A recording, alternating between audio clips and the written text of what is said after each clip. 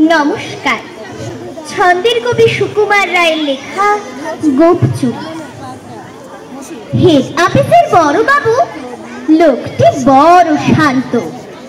তার যে এমন মাথার ব্যামো কেউ কখনো জানতো?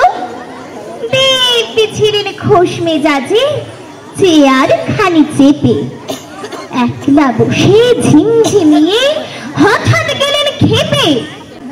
আটকে উঠে হাত পা ছুঁড়ে চোখটি করে গোল, হঠাৎ বলেন, গেলুম গেলুম, আমায় ধরে তোল।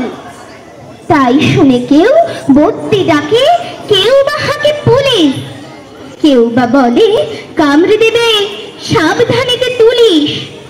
ব্যস্ত সবাই এদিক ওদিক করছে ঘোরাঘুরি। বাবু হাঁকেন, ওরে আমার গোপ গিয়েছে চুরি। গোপ হারানো আজব কথা, তাও কি হয় সত্যি? গোপ জোড়া তো তেমনি আছে, কমেনি এক রত্তি। সবাই তারে বুঝিয়ে বলে, সামনে ধরে আয় না। মোটেও গোপ হয়নি চুরি, কখনো তা হয় না। রেগে আগুন তেলে বেগুন তেরে বলেন তিনি, কারো কথার ধার ধারিলে শব্দটাকেই চিনি।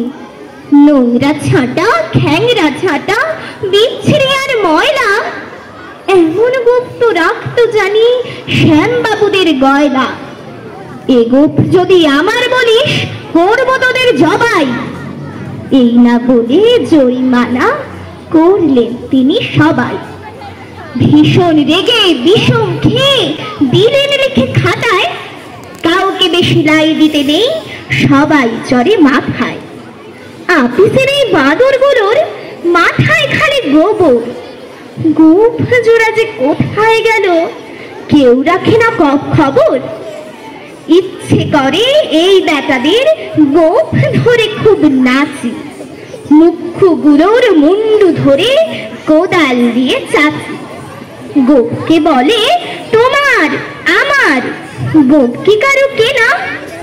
গোফের আমি গোফের তুমি, তাই দিয়ে যায় চেনা। নমস্কার।